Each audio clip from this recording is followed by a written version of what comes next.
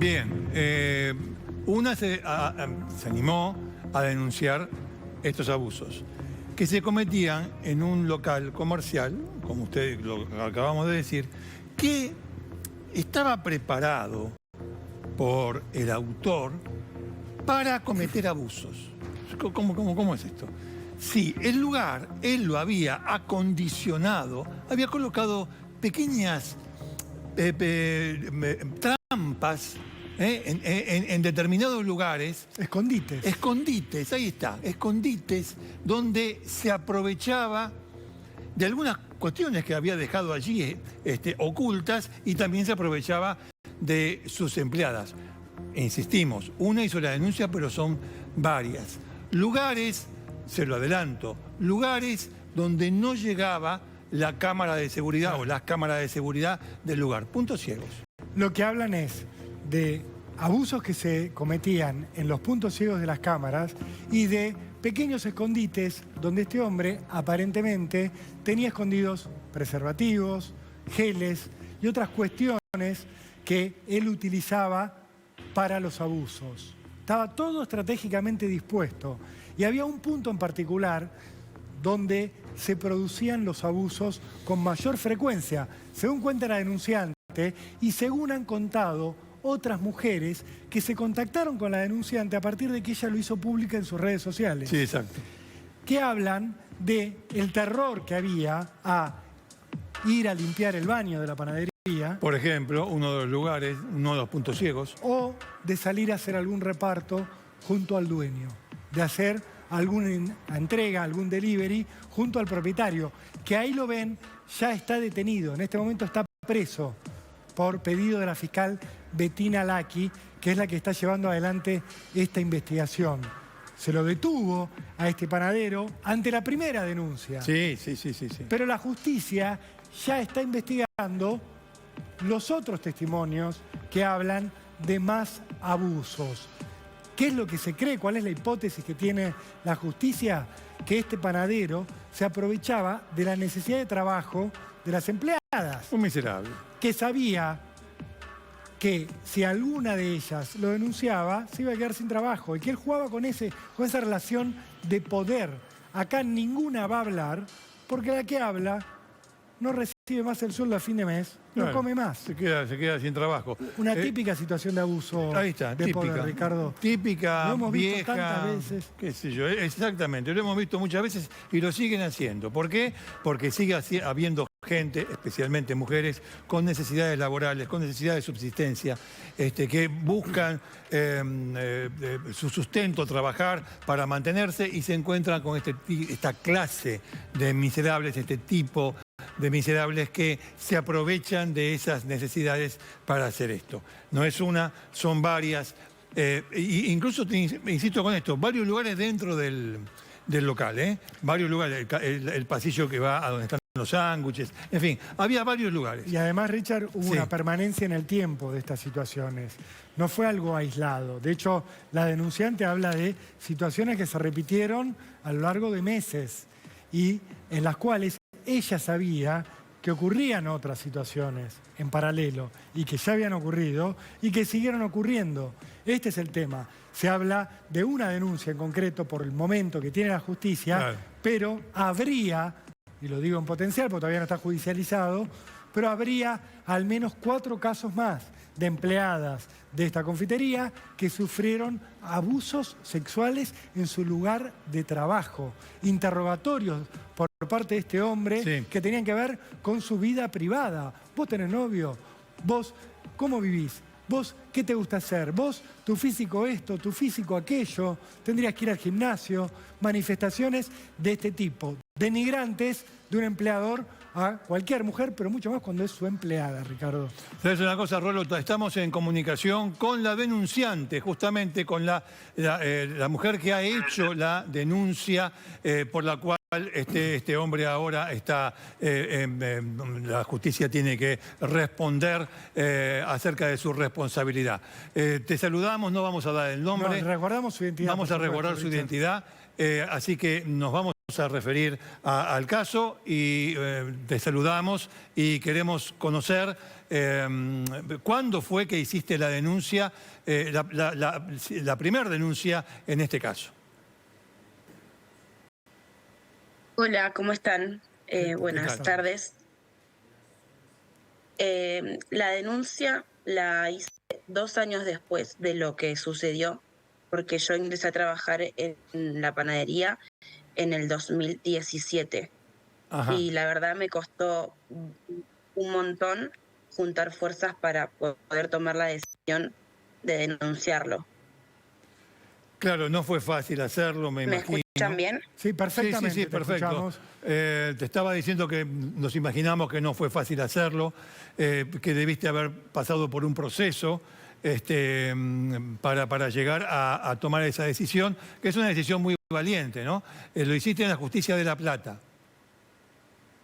Sí, lo hice en La Plata y ya repito, perdón, estoy un poco nerviosa, No, así vos que tranquila, vos tranquilizate, que nosotros, bueno, obviamente comprendemos la situación, sos víctima de un delito privado, entonces lo vamos a manejar con la mayor discreción posible y queremos que estés tranquila para aportar lo que tengas para decir Quédate sobre tranquila, este caso. sabemos que es la primera vez que hablas públicamente de Perfecto. esto, pero nos parece importante que le cuentes a la gente qué es lo que sufriste, qué hacía este hombre, para que entiendan de quién estamos hablando, quién es el panadero que está detenido, qué era lo que hacía. Su manera de manejarse era siempre muy turbia, todo el tiempo era muy intimidante y de hecho yo creo que tomé fuerzas de denunciarlo para que a nadie le vuelva a pasar lo que a mí me pasó, lo que yo viví, que fueron 2 años de un infierno y que realmente creo que hablo por mí y por todas las que lo sufrimos, que hasta hoy en día le tenemos miedo. Porque eso es lo que pasa. Él siempre se jactó de ser una persona poderosa, con contactos, y se creía impune ante cualquier acto que él tuviera. Claro, eso es lo que él Entonces, vendía. más que nada fue como juntar fuerzas y decir, bueno, esto no puede seguir pasando porque yo creo que hasta hoy en día esto sigue pasando en esa panadería porque nadie hace nada, porque Claro. nadie habla, porque todas tienen miedo, porque a mí inclusive me pasó de que después del tiempo de que yo ya dejé de trabajar y demás, cuando lo cruzaba en la ciudad, él me miraba y se reía, inclusive intentó encararme con su camioneta, entonces es como que a pesar de que quiere que se haga justicia, también vive con ese miedo de lo que pueda llegar a seguir haciendo este tipo, aunque no esté en contacto con él todos los días, Por entonces supuesto. es difícil. ¿Qué edad tenías vos cuando Pero pasó todo esto? ¿Y cuál era tu trabajo en la panadería? yo llegué a La Plata con 22 años, me fui a La Plata a estudiar y como mi familia no podía bancarme el estudio, desde el momento en que llegué, yo decidí buscarme un trabajo para trabajar y estudiar, porque quería ser independiente. Tenía 22 años, 22 años y también siento que fui una de sus víctimas porque al estar sola en La Plata, él sabe muy bien a quién intimida y a quién no. Claro. Porque tengo otras compañeras que las iban a buscar los padres y, por ejemplo, a ellas creo que nunca les tocó vivir una situación como la mía. Tal vez la manipulación era por otro lado, en cuestiones laborales, pero no era así el abuso y la violencia en cuanto a querer propasarse todo el tiempo. Todo el tiempo te referís a 2 años. Sí, fueron 2 años que realmente fueron un infierno para mí. Porque era una cuestión de todos los días, era una cuestión permanente, era una cuestión que no Sí, te dejaba respirar, era todo el tiempo todos de los días. acoso. Todos los días vivíamos el acoso, todo el tiempo. Era, era, era todos los días real, no exagero. ¿Y dónde ocurrían los ataques principalmente? ¿Cómo se movía este hombre? En la panadería, confitería, hay puntos ciegos donde las cámaras de seguridad no enfocan, y él lo tenía todo siempre muy premeditado, como planeado, por decirlo así. Ujú. Por ejemplo, uno de los lugares que era más fácil para él acceder era en el baño. En los baños era la mayoría del tiempo como una tortura ir al baño, hasta para poder ir a hacer tus necesidades, y ni te cuento cuando había que limpiarlo. Era como que la persona que le tocaba limpiar el baño era un castigo, era horrible. Vos sabías que si él te mandaba al baño, él se iba a aparecer en ese mismo lugar y te iba a intentar manosear. Esas eran las Exacto, cosas que hacía. exacto. Al principio es como que él logra medirte y ver si te pone nerviosa, si sabe como dónde ir a molestarte. En mi caso, al principio fue que cuando yo limpiaba los baños, él se quedaba parado en la puerta, intimidándote con la mirada y haciendo preguntas que eran totalmente ajenas al trabajo, no Preguntas tenían nada obscenas. que ver. Preguntas obscenas. Pregunta, exacto. Preguntas como ¿tenés novio? Preguntas como ¿vivís sola? Preguntas como referidas al sexo, que no tenían nada que ver con la situación. Claro. Comentarios sobre tu cara, sobre tu cuerpo, sobre tu manera de vestir, porque era todo el tiempo relacionado a algo sexual. A eso iba él, a intimidarte de esa manera, hasta que encontraba el momento para poder avanzar. Esto que vos estás contando, ¿tuvo un correlato con otras de tus compañeras? ¿Vos fuiste viendo que también le hacía lo mismo a otras chicas que trabajaban en la panadería? Sí, y también he sido testigo de cuando le ha hecho a otras compañeras lo mismo que me ha hecho a mí, y que, bueno, algunas animaron a poder denunciarlo, y otras creo que todavía no se animan, y tal vez no se van a animar tampoco, porque por miedo, o por no quedar expuestas, o por no sé, porque también entiendo de que cada una tiene su proceso y que cada una va a hablar cuando pueda hacerlo. A mí Claro. me llevó 2 años, entonces también las entiendo de que les cueste, porque no es algo fácil de ir y contar, o de exponerse a una también, porque a mí, por ejemplo, pasó tanto tiempo y sin embargo me sigo poniendo nerviosa y me sigo poniendo mal. No, se entiende, porque obviamente son situaciones muy...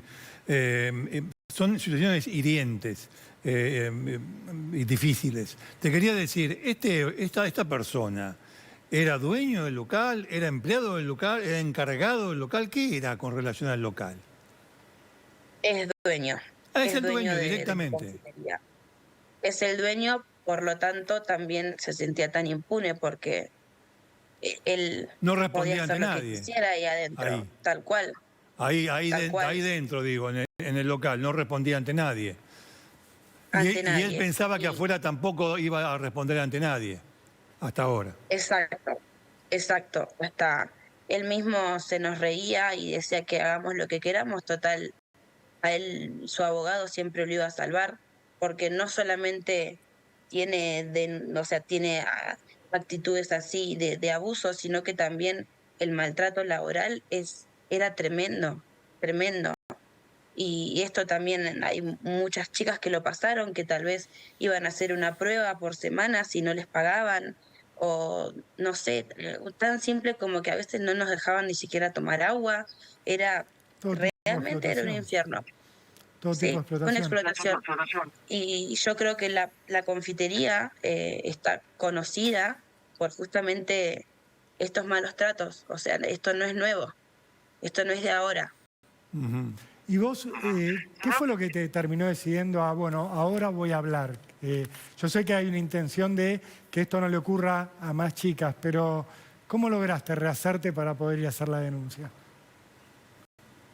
Fue un 8 de marzo, con las movidas feministas que se estaban haciendo, que cada vez las mujeres tienen más voz. un día decidí que no me quería callar más porque habían pasado tantas cosas y seguían ocurriendo que dije, lo quiero decir, lo quiero contar lo que me pasó. Y un 8 de marzo tomé la decisión de que había muchas chicas contando sus situaciones de abuso, sus historias, como para empezar a tratar de lograr una justicia social. Y publiqué una historia en Instagram contando lo que yo había vivido y no me esperaba tantas respuestas, primero de tanta gente diciendo, lo sabemos, esto pasa y lo sabemos, y gente que es clienta y que tal vez sigue yendo a comprar ahí, y también respuestas de muchas chicas que lo vivieron como, no sabía que a vos te pasó, yo trabajé en otro momento cuando vos no estabas, o yo no sabía que a vos te pasó y eran compañeras mías, y así fue, así tomé la iniciativa, un día del 8 de marzo. Bien, bueno. Muy importante testimonio. Es un testimonio, sí, que obviamente. Así te agradecemos mucho, en verdad, que hables con nosotros y bueno, tu decisión que ha llevado a destapar esta olla. Hay otras muchas, pero bueno, esta olla en particular que te ha afectado a vos y ha afectado a otras mujeres. Muchísimas gracias por estos minutos con Cámara de Crimen. Muy amable. No, por favor, gracias a ustedes y ojalá que las mujeres podamos seguir teniendo esta voz para que estas cosas no sucedan, porque realmente nadie se merece ir a trabajar y tener miedo de ir al baño, o nadie se merece vivir en ningún momento, ni en ningún lugar, situaciones así, con gente que se crea totalmente impune.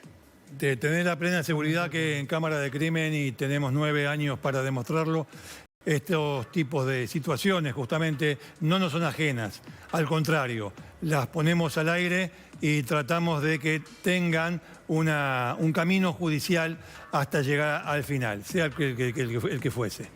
Te agradecemos nuevamente, muy amable. Muchas gracias. Muchas gracias a ustedes. Siempre le damos espacio a este tipo de abusos que sufren mujeres y que no encuentran la forma de contarlo, no encuentran la forma de mostrarlo. Es muy difícil para una mujer, sí, claro, porque entra en juego también su derecho a la privacidad. Contar que fue abusada le exige a una mujer un trabajo, pero de muchísimo tiempo. Y hacerlo en televisión ni hablar, Richard. Por eso nosotros siempre valoramos tanto este tipo de testimonios, porque creemos que ayudan a que se sepa la verdad y a que haya justicia. Y en un mundo de pícaros, lo que queremos decir también es que este tipo de aporte, como el testimonio de esta muchacha, la denuncia que hizo, lo tratamos de mostrar de esta manera, con la mayor reserva. Con la mayor reserva posible, porque sabemos que bueno, es una cuestión de una peligrosa revictimización que queremos evitar a toda costa. Hay que pensar que una víctima hace un proceso donde primero lo acepta ante sí misma, sí, claro, luego claro. Lo empieza a contar a gente de su confianza, luego cuando decide actuar tiene que hablar con una abogada, un abogado, luego tiene que ir a la justicia, contarlo, someterse a pericias. Sí, claro. Si el proceso avanza, quizás tenga que relatarlo varias veces, el mismo episodio, que es algo que le cuesta revivir, que la revictimiza. Ni hablar de hablar en televisión, pero bueno, creemos que es la forma en la cual nosotros podemos poner nuestro granito de arena para que haya justicia, para que se visibilicen este tipo de casos y para que haya más conciencia de la importancia de que no ocurran más.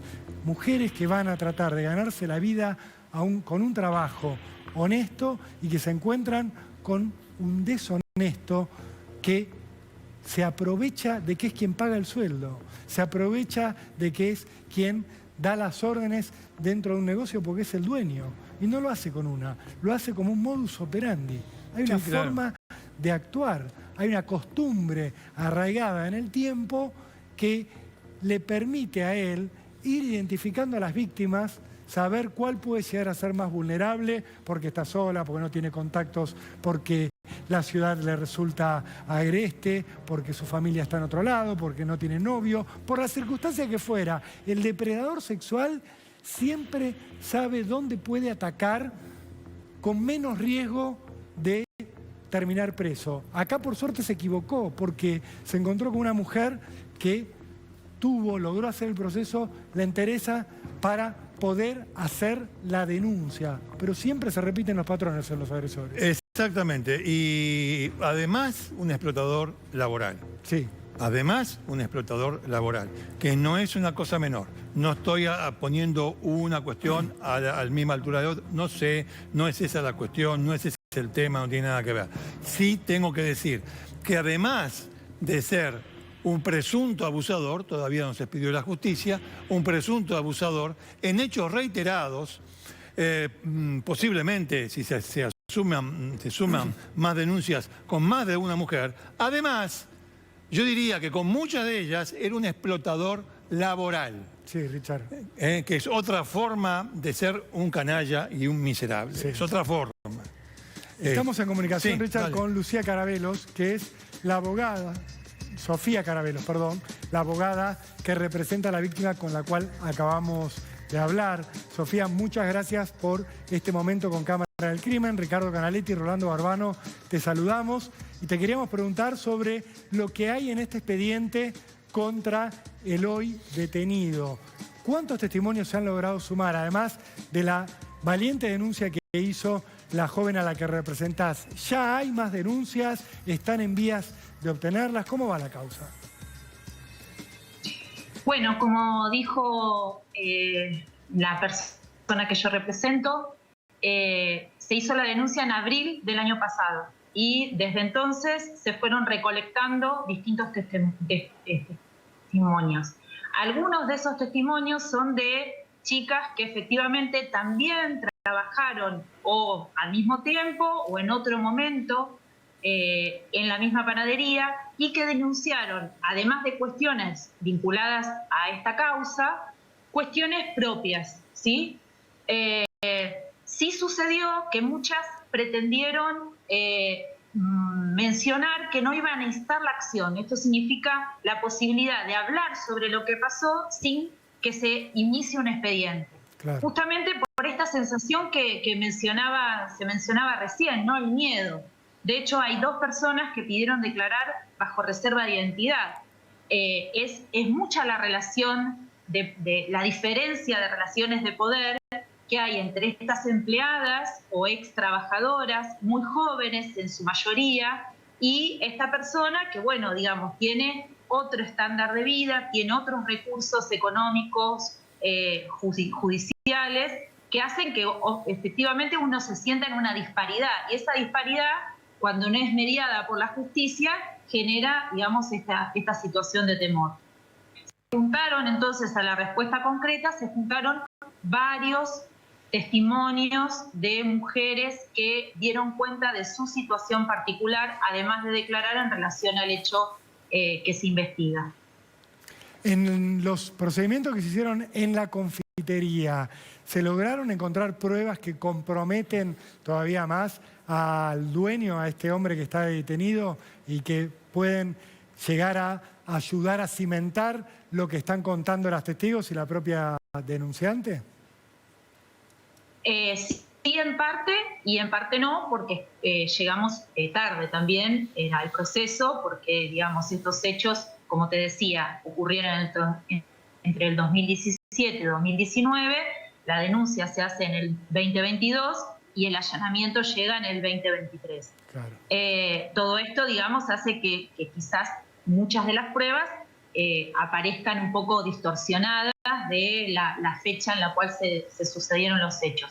Pero sí se pudo comprobar todo el esquema espacial que mencionaron recién, ¿no? Esto de dónde están ubicados los baños, efectivamente dónde están las cámaras de seguridad, efectivamente dónde están los puntos ciegos donde se producían todas estas situaciones, digamos, la disposición de la oficina, del dueño de la panadería, la relación que tenía con los baños, la dinámica de funcionamiento, esto de, bueno, estaban las empleadas abajo y algunas, cuando no había mucha gente, las mandaban entonces arriba a limpiar los baños, y cómo se ocasionaban entonces estas situaciones de abuso. Se confirmaron cantidad de estos elementos que parecen detalles, pero son justamente los que van sumando para acreditar la veracidad de lo que dijo la persona que yo represento, ¿no? A ver, doctora, en este momento, ¿cuántas denunciantes que han instado la acción?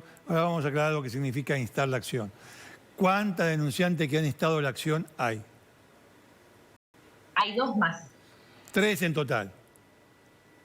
Sí. Bueno, vamos a por el momento. Pero esta semana vienen varias declaraciones más, Ajá. inclusive algunas con identidad reservada, porque ese mecanismo de la preservación de la identidad en la provincia de Buenos Aires está regulado, no lo puede hacer la policía en forma directa, hay que pedirle una autorización al juez y todo eso se logró en estos días. Por ende, digamos, seguramente vamos a tener novedades en el transcurso de esta semana. Rápidamente, y usted me corrige, más del 90% de los delitos del Código Penal, código que rige en todo el país, frente a la denuncia, el Estado, a través del Ministerio Público, se debe mover, tiene obligación de moverse, de investigar. Pero hay una determinada, o hay ciertos delitos, como los delitos privados, los delitos que tienen que ver con el aspecto sexual o con las agresiones sexuales, que se llaman dependientes de instancia privada. Es decir, que si la víctima no le da un empujoncito al Estado, no le dice al fiscal, sí, investigue, el testimonio queda tomado, pero no se investiga. Eso es lo que ha pasado en este caso. En algunas denunciantes le han dado el empujoncito al fiscal, otras no. ¿Dije bien? Exactamente así. Digamos, es una posibilidad que tiene que ver con cómo todavía se interpretan estos delitos. Quizás yo no estoy de acuerdo con que estos delitos son de instancia privada, yo creo que hay un interés público, pero también entiendo perfectamente que cualquiera de nosotras, cualquier mujer, puede no querer denunciar por razones que son mucho más complejas que una causa judicial, no querer avanzar en un expediente propio. Pero sí, digamos, da la posibilidad de que esas pibas puedan acompañar también a la denunciante, dando cuenta de un proceder, justamente, aunque no hayan coincidido exactamente en los momentos